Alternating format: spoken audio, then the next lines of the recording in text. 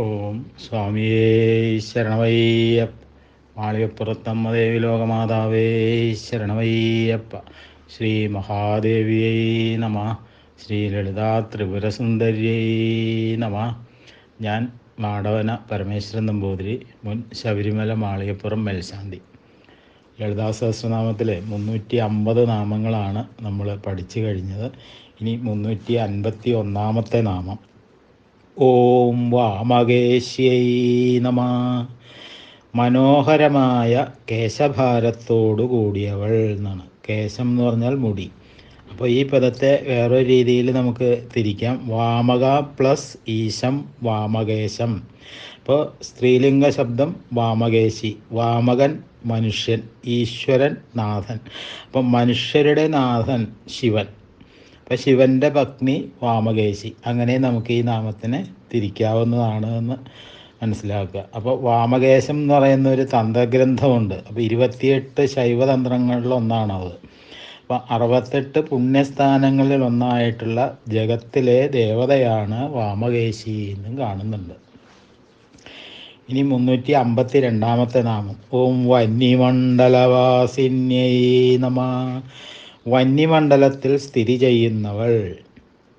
മൂലാധാരത്തിലും പരമാകാശത്തിലും വന്യമണ്ഡലം സ്ഥിതി ചെയ്യുന്നതായിട്ട് പുരാണങ്ങളിലൊക്കെ പറയുന്നുണ്ട്. അപ്പോൾ വന്നി എന്ന് പറഞ്ഞാൽ അഗ്നിയാണ്.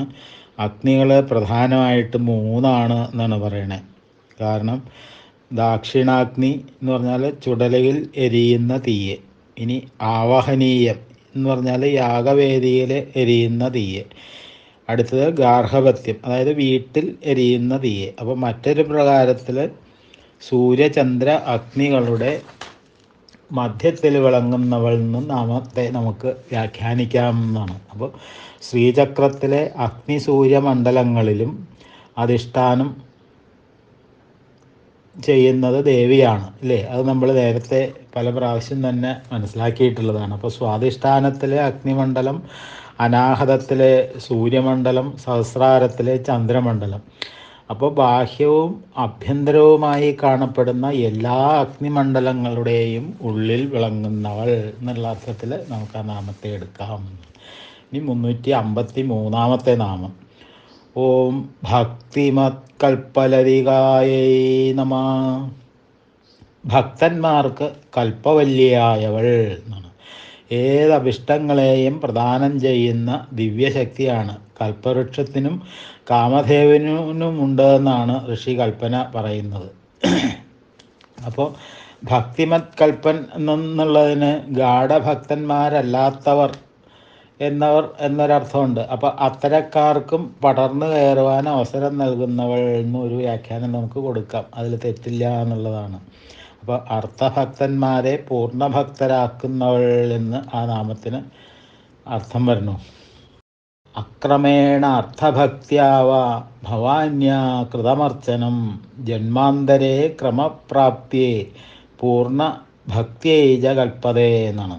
അതായത് ക്രമം വിട്ടോ അർത്ഥഭക്തിയോട് കൂടിയോ ചെയ്യുന്ന ദേവീ പൂജ കാലാന്തരത്തിൽ അല്ലെങ്കിൽ ജന്മാന്തരത്തിൽ പൂർണ്ണഭക്തിക്ക് സഹായകമാകുന്നു എന്നാണ്. ശക്തി രഹസ്യം എന്ന് പറയുന്ന ഗ്രന്ഥത്തിലെ ശ്ലോകമാണ് നേരത്തെ ഉദ്ധരിച്ചത്.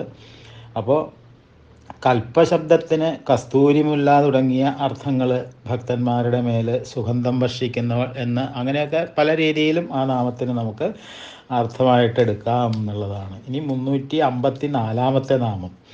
ഓം പശുപാശവിമോചിന്യൈ നമ. പശുക്കളെ പാശബന്ധത്തിൽ നിന്ന് പൂർണ്ണമായി മോചിപ്പിക്കുന്നവൾ. പശ്യതി ഇത് പശു എന്നാണ് അല്ലേ? കാണുന്നു എന്നുള്ളത് കൊണ്ട് പശു എന്നർത്ഥം. അപ്പോൾ സംസാരിയായ അല്ലെങ്കിൽ മൃഗപ്രായം പുലരുന്ന ജീവനാണ് പശു എന്നാണ്. വിവേകബുദ്ധിയില്ലാത്ത മനുഷ്യൻ എന്നും അർത്ഥം എടുക്കാം. അപ്പോൾ അവൻ്റെ കർമ്മപാശമറുത്ത് അവനെ മോചിപ്പിക്കുന്നവൾ. ഇപ്പോൾ ശൈവസിദ്ധാന്തപ്രകാരമുള്ള പശുപതി, പാശം, പശു എന്നീ ഘടകങ്ങളിൽ 3ാമത്തേതാണ് ഇത്. അപ്പോൾ സംസ്കൃത പദാർത്ഥം അനുസരിച്ചിട്ട് പശു സ്വാതന്ത്ര്യമില്ലാത്ത മൃഗമാണ് എന്നാണ് പറയുന്നത്. അപ്പോൾ ജീവജാലങ്ങൾ അസ്വതന്ത്രരും ഈശ്വരൻ്റെ വളർത്തു മൃഗങ്ങൾ പോലെയാണെന്നും അതിൽ നിന്നൊരു ധ്വനി നമുക്ക് കിട്ടുന്നുണ്ട് അല്ലേ? അപ്പോൾ മായാവശകനായിട്ടുള്ള ബ്രഹ്മാദി സ്തംഭപര്യന്തമുള്ള സർവ്വജീവരാശിയും ശിവൻ്റെ പശുക്കളാകുന്നു എന്നാണ്. കാരണം എന്താ? അവ പശു സ്വഭാവം പ്രകടിപ്പിക്കുന്നു എന്ന് ലിംഗപുരാണത്തിൽ പറയുന്നു. ഇപ്പോൾ ബൃഹദാരണ്യോപനിഷത്തിലെ അനുസരിച്ചിട്ട് ഭേദബുദ്ധിയുള്ളവനാണ് പശു എന്നാണ് പറയുന്നത്. അപ്പോൾ ദേവതയെ തന്നിൽ നിന്ന് ഭിന്നമായി കണ്ട് ആരാധിക്കുന്നവൻ അജ്ഞാനിയാകണു എന്നാണ്. അവൻ പശു സമാനമാണ് എന്നാണ് ബൃഹദാരണ്യത്തിൽ പറയണത്. അപ്പോൾ മനഃചിന്തായാം, ചിന്തിക്കാൻ കഴിയുന്നവൻ എന്ന അർത്ഥത്തിലാണ് മനുഷ്യൻ എന്നുള്ള പേര് വരണത്. അപ്പോൾ പശു മനുഷ്യനാകാൻ ഒരുപാട് ദൂരമുണ്ട് എന്ന് നമ്മൾ മനസ്സിലാക്കണം. പാശം എന്ന് പറഞ്ഞാൽ കെട്ടാനുള്ളതാണല്ലോ. അപ്പോൾ കെട്ട് എന്ന് പറഞ്ഞത് ഒരു കർമ്മമാണ് അല്ലേ? കെട്ടുകളായത് കർമ്മം. പുരുഷന് കെട്ടുകളറ്റ മുക്തി ഒരു ദൃഢം, കെട്ടുകളോ ഫലഭുക്തിയാതീരും കെട്ടായി ഇനിയും എന്ന ആചാര്യവാക്യം ശ്രദ്ധേയമാണ് ഈ ഒരു നാമത്തിൻ്റെ കാര്യത്തിൽ. അപ്പോൾ ഈ നാമത്തിന് വിവിധ അർത്ഥങ്ങളാണ് കൽപ്പിച്ച് കാണുന്നത്. എന്ന് പറഞ്ഞാൽ ദാഹം, ആശം എന്ന് പറഞ്ഞാൽ വിശപ്പ്, പിബതി എന്ന് പറഞ്ഞാൽ അസ്നാദി എന്ന ക്രിയകൾ. അപ്പോൾ കുടിക്കുന്നു, ഭക്ഷിക്കുന്നു എന്നുള്ള അർത്ഥമൊക്കെ വരുന്നു. പ്ലസ് ആശം എന്ന് പറയുമ്പോൾ പാശം. അപ്പോൾ വിശപ്പും ദാഹവും ആകുന്ന പാശങ്ങളിൽ നിന്നും മോചിപ്പിക്കുന്നവൾ എന്നൊരർത്ഥം നമുക്കെടുക്കാം. അപ്പോൾ ദേവ്യോപാസനയിൽ മുഴുകുന്നവൻ വിശപ്പും ദാഹവും അറിയുന്നില്ല എന്നുള്ളൊരു ധ്വനിയാണ് അതിൽ നിന്ന് വരുന്നത്. അപ്പോൾ തിന്നാനും കുടിക്കാനും ആഗ്രഹമുള്ളവർ പശുക്കൾ, അവർ ബ്രഹ്മത്തെക്കുറിച്ച് സംസാരിക്കുന്നേ ഇല്ല അല്ലേ? അവർ ഇഹലോകത്തെക്കുറിച്ചോ പരലോകത്തെക്കുറിച്ചോ വർത്തമാനത്തെക്കുറിച്ചോ ഭാവിയെക്കുറിച്ചോ അറിയുന്നു പോലും ഇല്ല എന്നാണ് ശ്രുതി പ്രമാണം തന്നെ. ഇനി പശു എന്ന് പറഞ്ഞാൽ പൂർണ്ണമായി എന്നൊരർത്ഥമുണ്ട്. അപ്പോൾ പാശം എന്ന് പറഞ്ഞാൽ കയറ്. ഇപ്പോൾ വരുണപാശം, പാശബന്ധത്തിൽ നിന്ന് പൂർണ്ണമായി മോചിപ്പിക്കുന്നവൾ എന്നൊരർത്ഥമുണ്ട്. അപ്പോൾ ശിവഭക്തന്മാരെ പൂർണ്ണമായി മോചിപ്പിക്കുന്നവൾ എന്നൊരർത്ഥം നമുക്കതിൽ നിന്ന് കിട്ടും. ഇനി പശു പാശത്താൽ ബന്ധിക്കപ്പെട്ട് അസ്വതന്ത്രയായവർ. പാശം എന്ന് പറഞ്ഞാൽ അജ്ഞാനബന്ധമാവാം അല്ലേ? അപ്പോൾ ആധ്യാത്മികമായി മായ ത്രിഗുണങ്ങളാണ്, കർമ്മം എന്നിവയാണ് പാശങ്ങൾ. അപ്പോൾ ഇവയിൽ നിന്ന് ഉൽപ്പന്നമാകുന്നതായ സമസ്ത പ്രകൃതിയെയും പാശമെന്ന പദം ഇവിടെ സൂചിപ്പിക്കണമെന്ന് പറയുന്നു. അപ്പോൾ പാശബദ്ധരായിട്ടുള്ള ജീവന്മാരുടെ 5 ഭാവങ്ങൾ അല്ലെങ്കിൽ ക്ലേശങ്ങൾ പാശങ്ങൾ തന്നെയാണ് എന്നാണ് പറയുന്നത്. അപ്പോൾ ഈ പാശങ്ങളിൽ നിന്ന് മനുഷ്യനെ ദേവി യോഗശക്തി കൊണ്ട് മോചിപ്പിക്കണു എന്നാണ് പറയണത്. അപ്പോൾ യോഗശാസ്ത്രപ്രകാരമുള്ള ക്ലേശങ്ങൾ എന്ന് പറയണത് അവിദ്യ, അസ്മിത, രാഗം, ദ്വേഷം, അഭിനിവേശം, അങ്ങനെ തുടങ്ങിയിട്ടുള്ള 5 എണ്ണമാണ്. അപ്പോൾ അവിദ്യ എന്ന് പറഞ്ഞാൽ അനാത്മാവിനെയും ആത്മാവിനെയും തിരിച്ചറിയാൻ കഴിവില്ലായ്മയാണ് അല്ലേ? അസ്മിത എന്ന് പറഞ്ഞാൽ ദേഹാദികൾ ആത്മാവാണെന്ന തെറ്റിദ്ധാരണയാണ്. രാഗം എന്ന് പറഞ്ഞാൽ സുഖേച്ഛയിൽ നിന്നുടലെടുക്കുന്ന ആകർഷണമാണ്. അപ്പോൾ ദ്വേഷം എന്ന് പറഞ്ഞാൽ സുഖ ആസ്വാദനത്തിന് വിഘ്നകാരിയാകുന്നവയോടുള്ള വികർഷണമാണ്. അഭിനിവേശം എന്ന് പറഞ്ഞാൽ ആത്മശ്രേയസ്സിന് ഹാനികരമാണെന്നറിഞ്ഞിട്ടും വിഷയങ്ങളോട് ഒട്ടി നിൽക്കുന്നു എന്നുള്ളതാണ് അഭിനിവേശം. അപ്പോൾ യോഗശാസ്ത്രപ്രകാരമുള്ള നാമങ്ങൾക്ക് പകരം തമസ്, മോഹം, മഹാമോഹം, താമിശ്രം, അന്ധതാമിശ്രം എന്നീ നാമങ്ങളാണ് പുരാണങ്ങളിലൊക്കെ കാണാറുള്ളത്. അപ്പോൾ ഇവ ഒന്ന് തന്നെയാണ് എന്ന് ലിംഗപുരാണത്തിൽ വളരെ വ്യക്തമായിട്ട് തന്നെ പറയണമുണ്ട്. അപ്പോൾ പാശം എന്നുള്ള ശബ്ദം 52 എന്ന സംഖ്യയെ കുറിക്കുന്ന ഈ കടഭയാദി സംഖ്യാപ്രകാരം 52 എന്നാണ് കാണിക്കണത്. അപ്പോൾ പാശശബ്ദത്തിന് 52 രൂപഭേദങ്ങളുണ്ട് എന്ന് വേറൊരു സിദ്ധാന്തം പറയുന്നുണ്ട്. അപ്പോൾ 5 ക്ലേശങ്ങളിൽ നിന്നും 52 പാശങ്ങളിൽ നിന്നും ഭക്തന്മാരെ മോചിപ്പിക്കുന്നവൾ എന്ന് ശിവരഹസ്യം എന്നുള്ള ഗ്രന്ഥത്തിലും കാണുന്നുണ്ട്. അപ്പോൾ ശിവാഗമങ്ങളനുസരിച്ച് പാശങ്ങൾ 3 വിധമാണ് എന്നാണ് പറയണത്. അണുപാശം, ഭേദപാശം, കർമ്മപാശം. അപ്പോൾ അഖണ്ഡവും അനന്തവുമായിട്ടുള്ള ആത്മാവിനെ പരിപിനമായി ധരിക്കുന്നതാണ് അണുപാശം എന്ന് പറയുന്നത്. അപ്പോൾ ഇതിനെ ആണവമലം എന്നും പറയാറുണ്ട്. മലം എന്ന് പറഞ്ഞാൽ സഹജമായി ഉള്ളതല്ലാത്തത് എന്നാണ് കേട്ടോ ഇവിടെ അർത്ഥം വരുന്നത്. അപ്പോൾ ഭേദത്വ ദർശനത്തിനാണ് ഭേദപാശം. ആത്മാവ് ഏകമേ വാദ്വിതീയമാണ്. എന്നാൽ ഭേദമില്ലാത്തിടത്ത് ഭേദബുദ്ധി ജനിക്കുന്നതിന് കാരണം എന്ന് പറയണു. അപ്പോൾ ശൈവ സിദ്ധാന്തം അനുസരിച്ച് ആറാമത്തെ തത്വമായിട്ടുള്ള മായയാകുന്നു എന്നും പറയണു. അപ്പോൾ പരമശിവൻ, സദാശിവൻ, ഈശ്വരൻ, രുദ്രൻ, ബ്രഹ്മാവ് ഇവയാണ് ആ 5 തത്വങ്ങൾ. അതിനാൽ മായാമലമെന്നും ഇതിന് പേരുണ്ട് എന്നാണ്. ഇനി ശരീരധാരണത്തിന് കാരണമാകുന്ന കർമ്മഫലം തന്നെ കർമ്മവാസം അല്ലെങ്കിൽ കർമ്മമലം എന്ന് പറയുന്നു. അപ്പോൾ വേദോക്തമായിട്ടുള്ള കർമ്മത്തിലൂടെ ഉയർന്ന ജന്മവും വേദനിഷിദ്ധമായ കർമ്മത്തിലൂടെ താഴ്ന്ന ജന്മവും ലഭിക്കുന്നു എന്നാണ് ഇതിൽ നിന്ന് നമ്മൾ മനസ്സിലാക്കേണ്ടത്. അപ്പോൾ 354 നാമമാണ് നമ്മൾ പഠിച്ചുകൊണ്ടിരുന്നത്. അത് പൂർണ്ണമായില്ല. അപ്പോൾ 354 നാമത്തിൻ്റെ തുടർച്ച മുതൽ നമുക്ക് ഇന്ന് അനുസ്മരിക്കാം. അപ്പോൾ വേദോക്തമായിട്ടുള്ള കർമ്മത്തിലൂടെ ഉയർന്ന ജന്മവും വേദനിഷിദ്ധമായ കർമ്മത്തിലൂടെ താഴ്ന്ന ജന്മവും ലഭിക്കുന്നു എന്ന് നമ്മൾ പറഞ്ഞു നിർത്തിയായിരുന്നു. അപ്പോൾ ഇനി അണുപാശത്താൽ മാത്രം ബന്ധിച്ചിരിക്കുന്നവരെ വിജ്ഞാന കേവലന്മാർ എന്നാണ്. അണുകർമ്മപാശങ്ങളാൽ ബന്ധിച്ചിരിക്കുന്നവരെ പ്രളയകാലന്മാരെന്നും അണുഭേദകർമ്മങ്ങളാൽ കർമ്മപാശങ്ങളാൽ ബദ്ധരായിരിക്കുന്നവരെ സകളന്മാരെന്നും പറയുന്നു എന്നാണ്. അപ്പോൾ ഈ 3 തരം പാശങ്ങളിൽ നിന്നും പൂർണ്ണമായി മുക്തനാകുന്നവൻ ശിവനാണ്, അല്ലെങ്കിൽ ശിവനായിത്തീരുന്നു എന്നാണ്. അപ്പോൾ സർവജ്ഞനും സർവശക്തനുമായിത്തീരുന്നു എന്നും നമ്മൾ മനസ്സിലാക്കുക. അപ്പോൾ ഇപ്രകാരമുള്ള 3 പാശങ്ങളിൽ നിന്നും മോചിപ്പിക്കുന്ന ശിവനിൽ നിന്ന് അഭേദയാകയാൽ ദേവി പശുപാശ വിമോചിനിയാകുന്നു എന്നാണ് നാമത്തിനർത്ഥം പറഞ്ഞത്.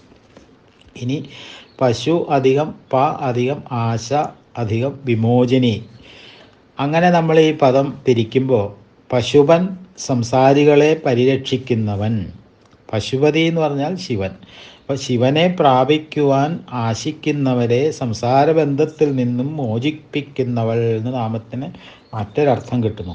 അപ്പോൾ പശുപൻ എന്ന് പറഞ്ഞാൽ വിഷ്ണു ആവാം. അവിടെ മുമ്പ് പറഞ്ഞ അർത്ഥം ശരിക്കും യോജിക്കും എന്ന് തന്നെയുള്ളതാണ്. അപ്പോൾ പാശങ്ങൾ 16 പാശങ്ങൾ 16 അവിദ്യാതത്വങ്ങൾ സപ്തവ്യഞ്ജനങ്ങളുമാണെന്ന് പറയാറുണ്ട്. അപ്പോൾ ആ അവിദ്യകളിൽ നിന്നും വ്യസനങ്ങളിൽ നിന്നും മോചിപ്പിക്കുന്നവളാണ് ദേവി എന്നാണ്. അപ്പോൾ അജ്ഞാനം, സ്വാർത്ഥം, ഇച്ഛ, ക്രോധം, അത്യാസക്തി, അതേപോലെ 5 പ്രകാരത്തിലുള്ള അജ്ഞാനങ്ങളാണുള്ളത്. അപ്പോൾ ഈ അജ്ഞാനങ്ങളും ജീവനെ ബന്ധിക്കുന്ന പാശങ്ങളാണ്. ആ പാശങ്ങളിൽ നിന്നും വിമോചിപ്പിക്കുന്നതും ദേവി തന്നെയാണ് എന്ന് ഈ നാമത്തിന് വേറൊരു അർത്ഥം നമുക്ക് എടുക്കാം. ഇനി പാശത്തിന് അക്ഷം, പകിട എന്നൊക്കെ അർത്ഥമുണ്ട്. അപ്പോൾ അവിടെ ശിവനുമായിട്ട് ചതുരംഗത്തിനിരിക്കുമ്പോൾ അക്ഷങ്ങൾ നിരത്തി ശിവനെ പകിടകളിൽ ജയിക്കുന്നവൾ എന്നുള്ളൊരർത്ഥത്തിലും ഇതിനെ നമുക്ക് വ്യാഖ്യാനിക്കാം എന്ന് പറയുന്നു. അപ്പോൾ സംസാരിയായിട്ടുള്ള ജീവൻ പശുവാണെന്ന് നമ്മൾ നേരത്തെ പറഞ്ഞു അല്ലേ. അത് 3 തരമാണെന്നും പറഞ്ഞു. പ്രാപഞ്ചികന്മാർ, യോഗികൾ, തത്വജ്ഞന്മാർ. അപ്പോൾ ഇവരുടെ പാശങ്ങൾക്കും ഭേദമുണ്ട് എന്നാണ് പറയുന്നത്. പ്രാപഞ്ചികന്മാരിൽ പാശങ്ങൾ ആർത്ത് വളരുന്നു എന്നാണ്. അപ്പോൾ യോഗികളിലെ പാശം ചാരമായി പോകുന്നു എന്ന് പറയുന്നു. അപ്പോൾ തത്വജ്ഞന്മാരിലെ പാശങ്ങൾ നിദ്ര പ്രാപിക്കുന്നു എന്നാണ് പറയുന്നത്. ഉണരാതെ അമർന്നു കിടക്കുന്ന ദേവി ഇവരെയും പാശങ്ങളിൽ നിന്ന് യഥായോഗ്യം മോചിപ്പിക്കുന്നു എന്നുള്ള അർത്ഥവും ഈ നാമത്തിന് നമുക്ക് കൊടുക്കാമെന്നുള്ളതാണ്. ഇനി 355 നാമം. ഓം സംഹൃദാശേഷപാഷണ്ഡായേ നമഃ. പാഷണ്ഡന്മാരെ നിശേഷം സംഹരിക്കുന്നവൾ എന്നാണ്. ധർമ്മവിരുദ്ധമായിട്ട് പറയുകയും പ്രവർത്തിക്കുകയും ചെയ്യുന്നവരാണ് പാഷണ്ഡന്മാർ എന്ന് പറയണത് അല്ലേ. അപ്പോൾ പാഷണ്ഡന്മാർ ചിലപ്പോൾ സംഘടിതരാകാറുണ്ട് എന്ന് പറയുന്നു. അപ്പോൾ അതൊരു മതമായിട്ട് മാറാറുണ്ട്. അവരെ മുഴുവൻ സംഹരിക്കുന്നവളാണ് ദേവി. പാഷണ്ഡ എന്നൊരു പാഠഭേദം ഈ നാമത്തിനുണ്ട് എന്ന് പല പുസ്തകങ്ങളിലും കണ്ടിട്ടുണ്ട്. ഇനി പ എന്ന് പറഞ്ഞാൽ വേദാർത്ഥം എന്നൊരർത്ഥമുണ്ട്. അപ്പോൾ ഖണ്ഡ എന്ന് പറഞ്ഞാൽ ഖണ്ഡിക്കുന്നത് എന്നൊരർത്ഥമുണ്ട്. ഇനി 356 നാമം. ഓം സദാചാരപ്രവർത്തികായേ നമഃ. സത്പ്രവർത്തികളിൽ മാത്രം മുഴുകുന്നവൾ എന്നാണ്. അപ്പോൾ അല്ലെങ്കിൽ മുഴുകിപ്പിക്കുന്നവൾ എന്നും സത്യം, ധർമ്മം, സ്നേഹം, അഹിംസ എന്നീ മൂല്യങ്ങളിൽ കടുകട വ്യതിചലിക്കാതെ പ്രവർത്തിപ്പിച്ചും കഴിയുന്നവൾ എന്നുള്ളൊരർത്ഥമുണ്ട്. അപ്പോൾ വേദങ്ങളിലെ കർമ്മകാണ്ഡത്തിലും ജ്ഞാനകാണ്ഡത്തിലുമുള്ള നിർദ്ദേശങ്ങൾ പാലിക്കുവാൻ ജനങ്ങൾക്ക് പ്രേരണ നൽകുന്നവളാണ് ദേവി എന്ന് പറയണം. അപ്പോൾ കൂർമ്മപുരാണത്തിൽ ദേവി ഇത് സ്വയം പ്രഖ്യാപിക്കുന്നുണ്ട്. അല്ലയോ രാജാവേ, ജനങ്ങളിൽ ധർമ്മം പ്രതിഷ്ഠിക്കുവാൻ എൻ്റെ ആജ്ഞാനുസരണം വ്യാസനാൽ 18 പുരാണങ്ങളും അദ്ദേഹത്തിൻ്റെ ശിഷ്യന്മാരാൽ ഉപപുരാണങ്ങളും രചിക്കപ്പെട്ടു. ധർമ്മസാര സർവസ്വം ഗ്രഹിച്ച വ്യാസൻ എല്ലാ യുഗങ്ങളിലും ഇങ്ങനെ ചെയ്യുന്ന 4 വേദങ്ങൾ, അതായത് ഋഗ്വേദം, യജുർ, സാമം, അഥർവം, ഈ 4 ഉപവേദങ്ങൾ, ആയുർവേദം, ധനുർവേദം, ഗന്ധർവവേദം, അർത്ഥവേദം, ഇനി 6 വേദാംഗങ്ങൾ, അതായത് ശിക്ഷ, കൽപ്പം, വ്യാകരണം, നിരുക്തം, ഛന്ദസ്, ജ്യോതിഷം, അതേപോലെ മീമാംസ, ന്യായശാസ്ത്രം, ധർമ്മശാസ്ത്രം, പുരാണം, ഇങ്ങനെ 18 വിദ്യകളിലായിട്ട് ധർമ്മതത്വം പ്രതിപാദിച്ചിരിക്കുന്നു എന്നാണ്. അങ്ങനെ ബ്രഹ്മാവ്, മനു, വ്യാസൻ തുടങ്ങിയിട്ടുള്ള ആചാര്യന്മാരാൽ എൻ്റെ ആജ്ഞയാൽ ഉപദേശിക്കപ്പെട്ട ഈ ധർമ്മം പ്രളയം വരെ പരിപാലിക്കപ്പെടുമെന്ന് ദേവി പറയണേതായിട്ട് കൂർമ്മപുരാണത്തിൽ പറയുന്നുമുണ്ട്. ഇനി 357 നാമം. താപത്രയാഗ്നിസംതപ്ത സമാഹ്ലാദന ചന്ദ്രികായൈ നമഃ. താപത്രയമാകുന്ന അഗ്നിയിൽ പതിച്ച് സന്തപിക്കുന്നവരെ സമാഹ്ലാദിപ്പിക്കുന്ന ചന്ദ്രിക എന്നാണ് നാമത്തിനർത്ഥം. താപത്രയം എന്ന് പറഞ്ഞാൽ എന്താ? ആധ്യാത്മികം, ആദിഭൗതികം, ആദിദൈവീകം, അല്ലേ? അപ്പോൾ ഒരു വ്യക്തിയുടെ ശാരീരികവും മാനസികവുമായിട്ടുള്ള പീഡാനുഭവങ്ങളാണ് ആധ്യാത്മികമായിട്ടുള്ള ദുഃഖം എന്ന് നമ്മൾ മനസ്സിലാക്കുക. അഗ്നി, വെള്ളം, കാറ്റ്, ഭൂമി തുടങ്ങിയ ഭൂതവസ്തുക്കളിൽ നിന്നും മനുഷ്യനുണ്ടാകുന്ന ആപത്തുകളാണ് ഈ ആദിഭൗതികം എന്ന് പറയുന്നത്. ഭൂതവസ്തുക്കളെ സംബന്ധിച്ചത് എന്നൊരർത്ഥമുണ്ട്. അപ്പോൾ ഇടിവെട്ടുക, സർപ്പദംശം, അതുപോലെ ഓർത്തിരിക്കാതെ സംഭവിക്കുന്ന ആപത്തുകൾ, അതൊക്കെ ആദിദൈവീകമാകുന്നു എന്നാണ് പറയുന്നത്. അപ്പോൾ വിധി ചോദിതം എന്ന് അതിനൊരർത്ഥമുണ്ട്. അപ്പോൾ ദുഃഖത്തെ അഗ്നിയോടാണ് സാധാരണ ഉപമിക്കാറ്, അല്ലേ? അപ്പോൾ താപം എന്നത് ചൂടാണെന്ന് നമുക്ക് മനസ്സിലാക്കാം. അങ്ങനെ ആധ്യാത്മികവും ആദിഭൗതികവും ആദിദൈവീകവുമായ എല്ലാ താപത്തെയും ദുഃഖജ്വാലകളെയും തണുപ്പിച്ച് കുളിർപ്പിക്കുന്ന ആഹ്ലാദചന്ദ്രികയാണ് ദേവി എന്നാണ് നാമത്തിന് കൂടുതൽ നമ്മൾ മനസ്സിലാക്കേണ്ടതായിട്ടുള്ള അർത്ഥം.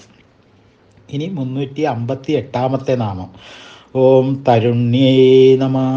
നിത്യയൗവനയുക്തയായവൾ എന്നാണ്. കാലാതീതയായ ദേവിയെ വാർദ്ധക്യം സ്പർശിക്കണ പോലും ഇല്ല എന്നാണ്. അതുകൊണ്ട് തന്നെ അവസ്ഥാഭേദങ്ങളൊന്നും ബാധിക്കാത്തവളാണ് ദേവി എന്ന് നമ്മൾ മനസ്സിലാക്കുക. അപ്പോൾ കാലത്തെ നിയന്ത്രിക്കുന്നത് ദേവിയായിരിക്കെ കാലം ദേവിയിൽ എന്ത് മാറ്റം ഉണ്ടാക്കാനാണ് എന്ന് നമുക്ക് മനസ്സിലാക്കുക.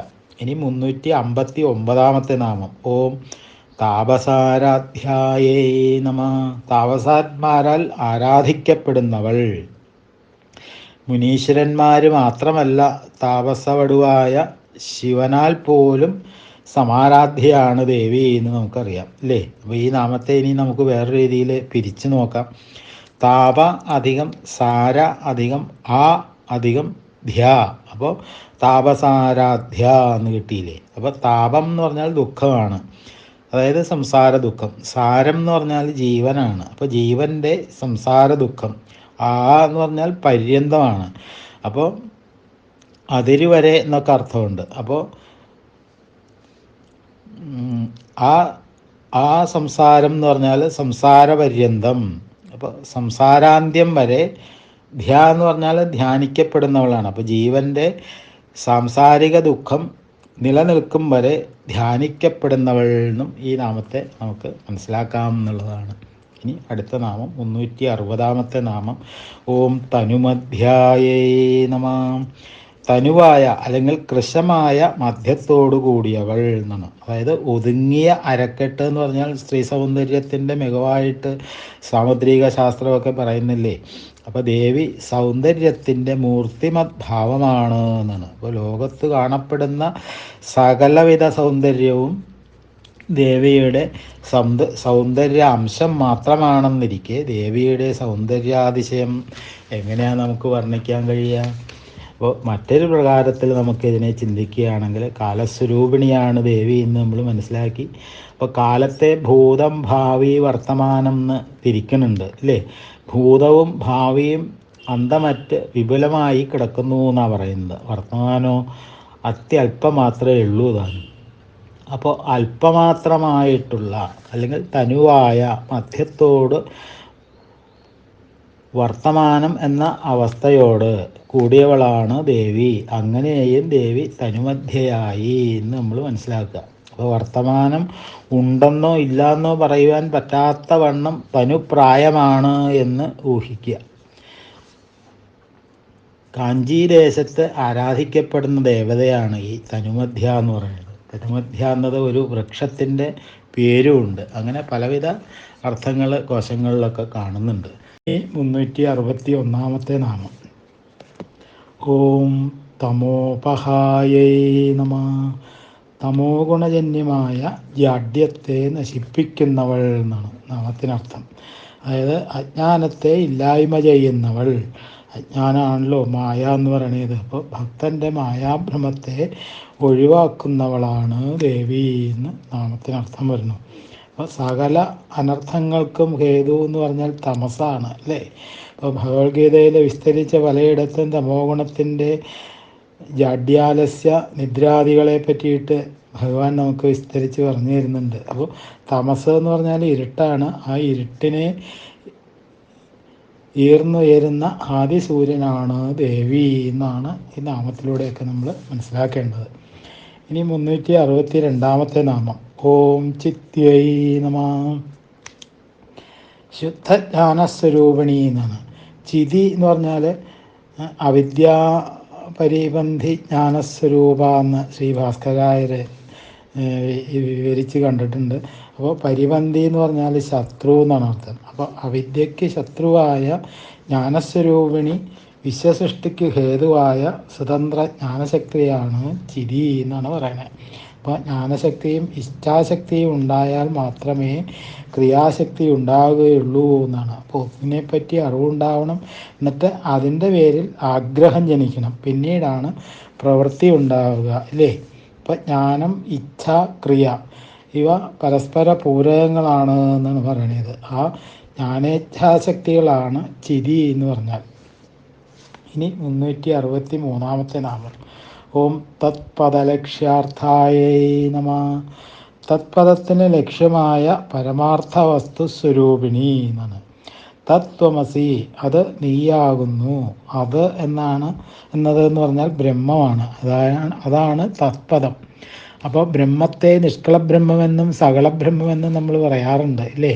അപ്പോൾ അത് തന്നെയാണ് സഗുണബ്രഹ്മവും നിർഗുണബ്രഹ്മവും ശബളബ്രഹ്മമെന്നും വിശിഷ്ടബ്രഹ്മമെന്നും സഗുണബ്രഹ്മമെന്നും ഒക്കെ പറയാറുള്ളത്. അപ്പോൾ പ്രപഞ്ച സൃഷ്ടിക്ക് ജ്ഞാനവും ആഗ്രഹവും ഉണ്ടാകുക എന്നുള്ളത് സകളബ്രഹ്മത്തിനാണ്. ഇപ്പോൾ കാമയത ബഹുസ്യാം പ്രജായേയ, അവൻ ആഗ്രഹിച്ചു ഞാൻ പലതായി തീരട്ടെ എന്ന്. അപ്പോൾ അതിൽ നിന്ന് വ്യത്യസ്തമായിട്ട് ജ്ഞാനേച്ഛാ ക്രിയാശക്തികൾക്ക് അതീതമാണ് കേവലബ്രഹ്മം അഥവാ നിർഗുണബ്രഹ്മം എന്നുള്ളത്. അപ്പോൾ തത്പദത്തിൻ്റെ വാച്യാർത്ഥം സകളബ്രഹ്മവും അതുകൊണ്ട് ലക്ഷ്യമാക്കുന്നത് നിഷ്കളബ്രഹ്മത്തെയുമാണ് എന്ന് നമ്മൾ മനസ്സിലാക്കുക. അപ്പോൾ കേവല ബ്രഹ്മസ്വരൂപിണിയാണ് തത്പദലക്ഷ്യാർത്ഥം. ഊഹാതീതമാണ് ആ സ്വരൂപം എന്നുള്ളതാണ്. അപ്പോൾ അവ്യാകൃതവും അരൂപവുമായ ദേവിയുടെ ഭാവത്തെ വീണ്ടും ഒന്നുകൂടി ഉദ്ഭാവനം ചെയ്യുന്നു എന്നുള്ള പ്രത്യേകതയാണ് നാമത്തിലൂടെ. ഇനി 364 നാമം. ഓം ചിതേകരസരൂപിണ്യൈ നമഃ. ചിത്താകുന്ന ഏകരസം സ്വരൂപമായുള്ളവൾ, വിശേഷ ജ്ഞാനകാരിണി, നിർഗുണബ്രഹ്മത്തിൻ്റെ സ്വരൂപമാണ് ചിത്ത് എന്ന് പറയുന്നത്. അപ്പോൾ സഗുണ നിർഗുണ ബ്രഹ്മങ്ങൾ സത്യത്തിൽ ഭിന്നങ്ങളല്ല, അവസ്ഥാഭേദം കൊണ്ട് രണ്ടായിട്ട് വ്യവഹരിക്കുന്നു എന്നേ ഉള്ളൂ. രസോ വൈ സ, ആ ഏകരസം ദേവി തന്നെയാണ് എന്ന് ഈ നാമം ഒന്നുകൂടി നമുക്ക് ഉപദേശിച്ചു തരണമെന്നാണ്. ഇനി 365 നാമം. സ്വാത്മാനന്ദലവീഭൂത ബ്രഹ്മാധ്യാനന്ദസന്തത്യൈ നമഃ. സ്വ ആത്മാനന്ദം കൊണ്ട് ബ്രഹ്മാദികളുടെ ആനന്ദ പരമ്പരയെ ലവീഭൂതമാക്കുന്നവൾ. ലവീഭൂതമാക്കുക എന്ന് പറഞ്ഞാൽ തുച്ഛീകരിക്കുക എന്നാണ്. അപ്പോൾ ബ്രഹ്മാധ്യാനന്ദ സന്തതി, മനുഷ്യൻ മുതൽ ബ്രഹ്മാവ് വരെയുള്ളവരുടെ ആനന്ദ പരമ്പര, അവയൊക്കെ ദേവിയുടെ ആനന്ദത്തിന് മുന്നിൽ നിസ്സാരമാണ് എന്നാണ്. കൈവരുമാകിലും ഇന്ദ്രൻ്റെ പദം എന്തിനു തുച്ഛം എന്ന് എഴുത്തച്ഛൻ വർണ്ണിക്കലില്ലേ. അപ്പോൾ ആത്മാനന്ദം, അദ്വൈതാമൃതഘനമായിട്ടുള്ള ആത്മാനന്ദം സർവോത്കൃഷ്ടമല്ലെങ്കിൽ ഭൗതികമായിട്ടുള്ള സുഖസമൃദ്ധികളെ വിഗണിച്ച് ആനന്ദലബ്ധിക്ക് വേണ്ടി ധീരന്മാർ യത്നിക്കുമായിരുന്നു എന്ന് നമുക്ക് സംശയിക്കാം. ആ ആനന്ദത്തിൻ്റെ നിമിഷനേരത്തെ അനുഭവം പോലും ജീവിതത്തെ അനർഘവും അമരവുമാക്കി മാറ്റുന്നു എന്നാണ്. ആ അമൃതാനന്ദം സ്വസ്വരൂപമായിട്ടുള്ളവളാണ് ദേവി എന്നാണ് നാമത്തിലൂടെ പറഞ്ഞു വയ്ക്കുന്നത്. ഇനി 366 നാമം. ഓം പരായൈ നമഃ. പരയായവൾ, ശ്രേഷ്ഠതമ എന്നൊക്കെ പറയാറില്ലേ. ശബ്ദബ്രഹ്മം പിണ്ടാണ്ടത്തിൽ നിഷ്പന്ദഭാവത്തിൽ അഭിവ്യക്തമാകുന്നത് പരാശബ്ദത്തിൻ്റെ പരാ, പശ്യന്തി, മൈഥ്യമ, വൈഖരി തുടങ്ങിയിട്ടുള്ള 4 അവസ്ഥകളെ അടിസ്ഥാനത്തിലാണ്. ആ അവസ്ഥകൾ നമുക്കൊന്ന് നോക്കാം. പ്രളയകാലത്തിൽ പ്രപഞ്ചം ബ്രഹ്മത്തിൽ നിലീനമാകുകയും ജീവന്മാർ യാതൊന്നും അറിയാതെയും അനുഭവിക്കാതെയും അതിൽ വർത്തിക്കുകയും ചെയ്യുന്നു എന്നാണ്. അപ്പോൾ ബ്രഹ്മം കർമാഭിന്നമായയുമായി ചേർന്നിരിക്കുന്ന ഈ അവസ്ഥയെയാണ് ഘനീഭൂതം, അല്ലെങ്കിൽ സൃഷ്ടിയുടെ ആരംഭം എപ്പോൾ എങ്ങനെ എന്ന് വ്യക്തമാകാതെ തീരുമാനിക്കപ്പെടാത്ത അവസ്ഥ എന്നുള്ള നാമത്തിൽ വിളിക്കപ്പെടുന്നത്. ഈ കർമ്മസഞ്ചയം പക്വമാകാൻ തുടങ്ങുന്ന അവസ്ഥയ്ക്കാണ് വിജീകൃഷ അല്ലെങ്കിൽ സൃഷ്ടി തീർച്ചപ്പെട്ടു കഴിഞ്ഞ അവസ്ഥ എന്ന് പേര് പറയണത്. അപ്പം മായയുടെ വികാസത്തോടെ കർമ്മങ്ങൾ പക്വമാകുമ്പോൾ അത് അവ്യക്തം എന്ന നാമത്താൽ അറിയപ്പെടുന്നു എന്നാണ്. അപ്പോൾ സൃഷ്ടി നടന്നു കഴിഞ്ഞ അവസ്ഥ. അപ്പോൾ സൃഷ്ടിയുടെ ഉത്ഭവസ്ഥാനം ഈ അവ്യക്തമാണ്. അവ്യക്തം ത്രിഗുണാത്മികമാണ്. പ്രപഞ്ചത്തിൻ്റെ മുളയാകയാൽ ഈ അവ്യക്തത്തിന് കാരണബിന്ദു എന്നും പേരുണ്ട് എന്നാണ്. അപ്പോൾ ഘനീഭൂതം കർമ്മേച്ഛയാൽ ബിന്ദു അല്ലെങ്കിൽ കാരണബിന്ദുവായി തീരുന്നു എന്ന് പ്രപഞ്ചസാരതന്ത്രം പറയുന്നു. അപ്പോൾ കാരണബിന്ദുവിൽ നിന്ന് സൃഷ്ടിയാരംഭത്തിൽ ശബ്ദബ്രഹ്മത്തോടൊപ്പം തന്നെ പരമായ കാര്യബിന്ദുവും സൂക്ഷ്മമായ നാദവും സ്ഥൂലമായ ബീജവും ഉണ്ടാകുന്നു. പരം പ്രാധാന്യേന ചിദ്രൂപവും സൂക്ഷ്മം ചിത് അജിത് രൂപവും സ്ഥൂലം അജിത്തുമാകുന്നു എന്നാണ്. അപ്പോൾ ബ്രഹ്മാണ്ടത്തിലെ ഈ സൃഷ്ടിപ്രക്രിയയ്ക്ക് സമാനമായ ചലനങ്ങൾ പിണ്ടാണ്ടത്തിൽ സംഭവിക്കുമ്പോഴാണ് ചിന്തകളും വാക്കുകളും ഉത്ഭൂതമാകുന്നത് എന്നാണ്. അപ്പോൾ പിണ്ടാണ്ടത്തിലെ കാരണബിന്ദുവിനോട് ചേർന്ന ശക്തി മൂലാധാരസ്ഥിതയായ കുണ്ടലിനിയാകുന്നു എന്നാണ്. അപ്പോൾ സർവവ്യാപിയായ ശബ്ദബ്രഹ്മം ജീവൻ്റെ ഇച്ഛയാൽ ആദ്യമായിട്ട് മൂലാധാരത്തിൽ നിഷ്പന്ദമായി വ്യക്തമാകുമ്പോൾ അതിനെ പരാ എന്ന് വിളിക്കുന്നു എന്ന് പറയണം. അപ്പോൾ ആ സ്പന്ദം വളർന്ന് മണിപൂരക ചക്രം അല്ലെങ്കിൽ നാഭി വരെ, സ്വാധിഷ്ഠാനം വരെ എന്ന് വേറൊരു മതമുണ്ട്, ഉയർന്ന് വികസ്വരമാകുമ്പോൾ പശ്യന്തി എന്ന് വിളിക്കപ്പെടുന്നു. പശ്യന്തി ബ്രഹ്മാണ്ടത്തിലെ കാര്യബിന്ദുവിൻ്റെ സ്ഥാനം വഹിക്കുന്നു എന്നാണ് പറയണത്. അപ്പോൾ പശ്യന്തി ഏകരൂപമായ സ്പന്ദം അല്ലെങ്കിൽ സാമാന്യ സ്പന്ദം ആകുന്നു എന്നും പറയുന്നു.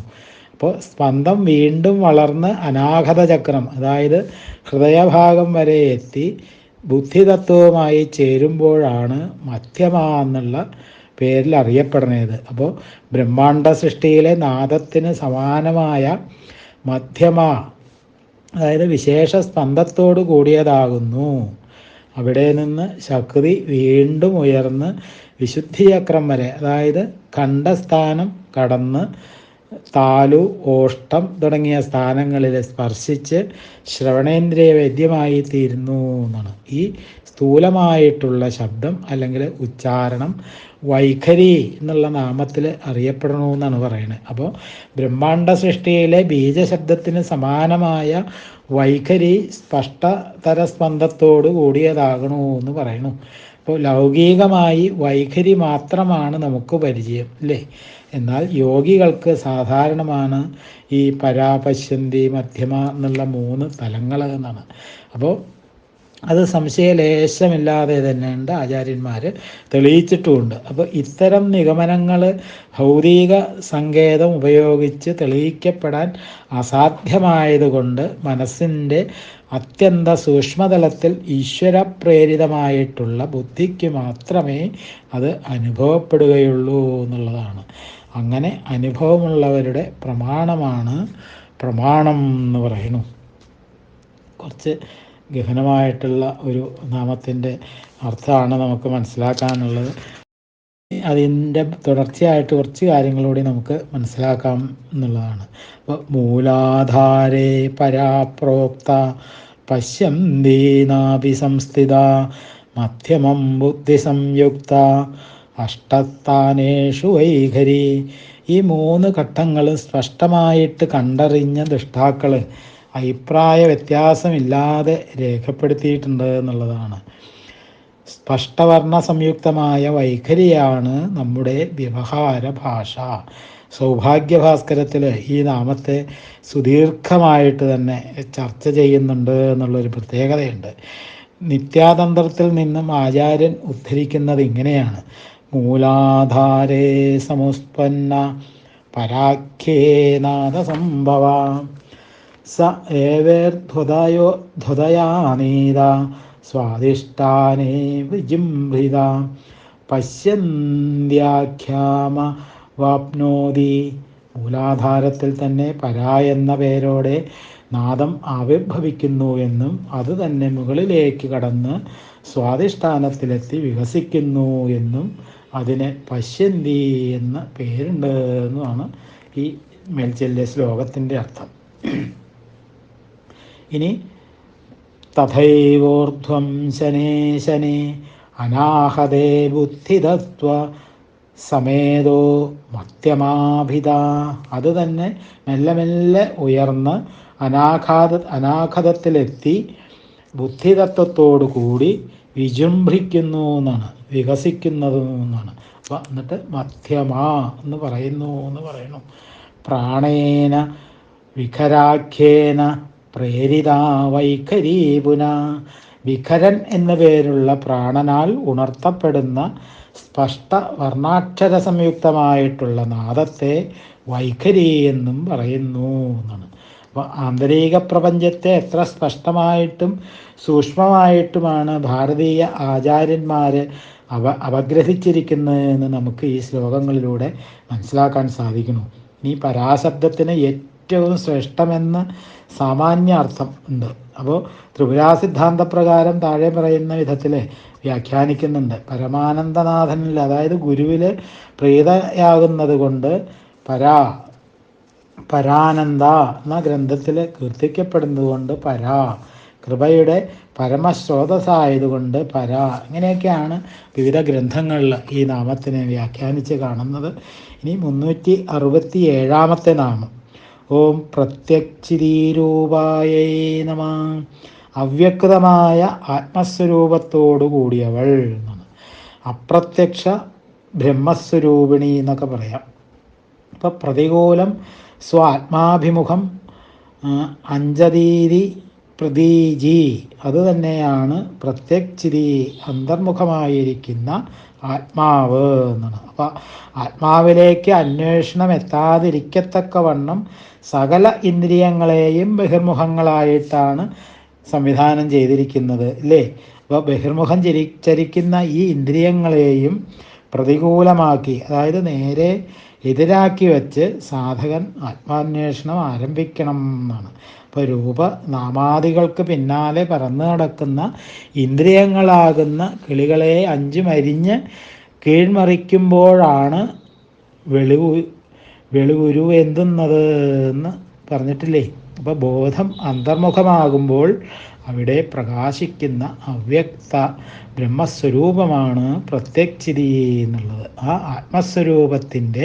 ബ്രഹ്മസ്വരൂപത്തിൻ്റെ രൂപത്തോട് കൂടിയവളാണ് പ്രത്യക്ഷിതി രൂപ എന്ന് പറയുന്ന ദേവി എന്നാണ്. ഇനി 368 നാമം. ഓം പശ്യന്ത്യൈ നമഃ. പശ്യന്തി എന്ന പേരോട് കൂടിയവൾ എന്നാണ്. അപ്പോൾ പരാപശ്യന്തി എന്ന് തുടങ്ങുന്ന നാദമേഖലകളിൽ രണ്ടാമത്തെയാണ് സ്വാധിഷ്ഠാനഗതമായിട്ടുള്ള നാമമാണ് പശ്യന്തി, അല്ലേ? ഇപ്പോൾ ദേവി നാദരൂപിണിയാകയാൽ പശ്യന്തി എന്ന് പറയുന്നതും ദേവി തന്നെയാണ് എന്നാണ്. അപ്പോൾ ദേവിക്ക് പശ്യന്തി, ഉത്തീർണ എന്ന 2 പേരുകൾ കൂടിയുണ്ട് എന്നാണ്. അപ്പോൾ കാണുന്നതെല്ലാം ദേവിയാകയാൽ പശ്യന്തി എന്ന് നാമം. ഇനി കർമ്മമാർഗത്തിനുപരി ജ്ഞാനമയിയായി പ്രകാശിക്കുന്നത് കൊണ്ട് ഉത്തീർണ എന്നുള്ള നാമം കൂടി വന്നുകൂടി എന്നാണ് പറയണേ. ഇനി 369 നാമം. ഓം പരദേവതായൈ നമഃ. സകല ദേവതകളിലും വച്ച് ശ്രേഷ്ഠയായവൾ, പരമമായ ദേവത, പരദേവത, പരാശക്തി എന്നൊക്കെയാണ് അതിന് അർത്ഥമായിട്ട് പറഞ്ഞത്. ഇനി 370 നാമം. ഓം മധ്യമായൈ നമഃ. മധ്യത്തിൽ വർത്തിക്കുന്നവൾ. പശ്യന്തി വൈഖരീനാദങ്ങളുടെ മധ്യത്തിൽ വർത്തിക്കുന്നവളാണ് ദേവി. അതിൻ്റെയൊക്കെ സ്ഥാനങ്ങളും വിശദീകരണങ്ങളും നമ്മൾ കഴിഞ്ഞ നാമത്തിൽ അനുസ്മരിച്ചതാണ്. ഇനി 371 നാമം. ഓം വൈഖരീരൂപായൈ നമഃ. വൈഖരീരൂപത്തോടു കൂടിയവൾ എന്നാണ്. വൈഖരം എന്ന് പറഞ്ഞാൽ മൂർത്തീകരിച്ച ശബ്ദസ്വരൂപം എന്നാണ്. വൈ എന്ന് പറഞ്ഞാൽ നിശ്ചയം, തീർച്ച എന്നൊക്കെയാണ്. ഖ എന്ന് പറഞ്ഞാൽ കർണദ്വാരം എന്നാണ്. രാ എന്ന് പറഞ്ഞാൽ പ്രവേശിക്കുക എന്നാണ് അർത്ഥം. അപ്പോൾ നിശ്ചിതമായിട്ടുള്ള അർത്ഥത്തിൽ കാതിൽ കടന്നു വരുന്ന ശബ്ദസ്വരൂപത്തെയാണ് വൈഖരി എന്ന് പറയുന്നത്. മൃത്യുകാലത്ത് ജീവൻ്റെ ഉത്ക്രമണത്തിന് സഹായകമായി കാതിൽ ഉപദേശിക്കുന്ന താരകമന്ത്രത്തെയാണ് ഇവിടെ പ്രതിപാദിക്കുന്നത് എന്നുള്ളതാണ്. അതാണ് വൈഖരം. ആ വൈഖരത്തോടു കൂടിയവളാണ് വൈഖരി. യോഗശാസ്ത്രപ്രകാരം വൈഖരൻ എന്നുള്ള ഒരു പ്രാണനുണ്ട്, ഇല്ലേ? ആ പ്രാണനിലൂടെയാണ് യോഗികൾ ദേവിയെ സാക്ഷാത്കരിക്കുന്നത് എന്നാണ്. അക്കാരണത്താലും വൈഖരി ദേവിയാണ് എന്ന് മനസ്സിലാക്കണം. ഇനി 372 നാമം. ഓം ഭക്തമാനസഹംസികായൈ നമഃ.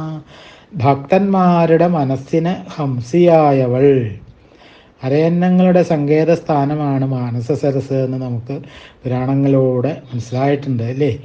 എങ്ങനെ മാനസ സരസിലെ അരയന്നങ്ങൾ വിഹരിക്കുന്നുവോ അതുപോലെ ഭക്തജനഹൃദയത്തിൽ അത്ര സ്വാഭാവികമായും സ്വൈരമായും ദേവി വിഹരിക്കണമെന്നാണ് ഈ നാമത്തിലൂടെ അർത്ഥമായിട്ട് പറഞ്ഞത്. അപ്പോൾ അമ്മയ്ക്ക് സ്വന്തമായിട്ടൊരിടമില്ല. മക്കളുടെ ഹൃദയമാണ് അമ്മയ്ക്ക് ഏറ്റവും ഇഷ്ടപ്പെട്ട വാസസ്ഥാനം എന്ന് നമ്മൾ മനസ്സിലാക്കുക എന്നുള്ളതാണ്. ഇനി 373 നാമം.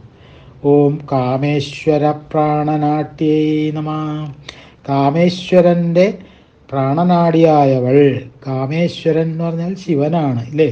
അപ്പോൾ അമൃതം ഭക്ഷിച്ച ദേവന്മാർ പോലും മഹാപ്രളയത്തിൽ വിനാശമടയുന്നു എന്ന് പറയുന്നു. അപ്പോൾ എന്നാൽ വിഷം ആഹരിച്ച ശിവനാകട്ടെ മഹാപ്രളയകാലത്ത് പോലും അനശ്വരനായിട്ടിരിക്കുന്നു.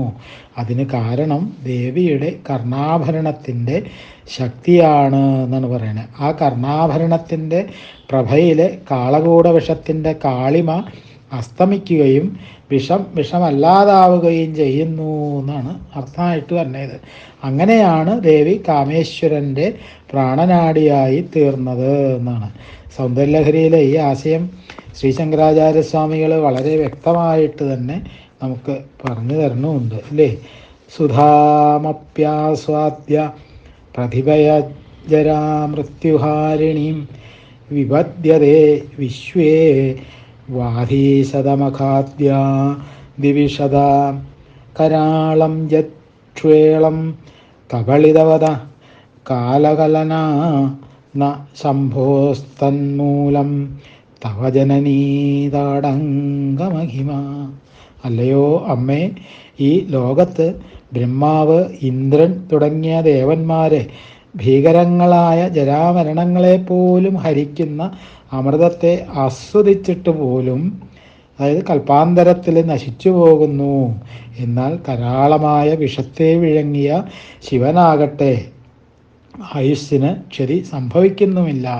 അതിൻ്റെ കാരണം അമ്മേ അവിടുത്തെ താടങ്കത്തിൻ്റെ, അതായത് കർണാഭരണത്തിൻ്റെ മഹിമാതിരേകം ഒന്നു മാത്രമാണ് എന്നാണ് ആ ശ്ലോകത്തിന് അർത്ഥമായിട്ട് പറഞ്ഞത്. അപ്പോൾ ഓരോ മന്വന്തരത്തിലും ഇന്ദ്രനും സപ്തർഷിമാരും മാറി മാറി വരുന്നതായിട്ട് ഭാഗവതത്തിലെ അഷ്ടമസ്കന്ധത്തിലെ 13-ാമത്തെ അധ്യായത്തിലെ സവിസ്തരം പറയുന്നുണ്ട് ഇല്ലേ.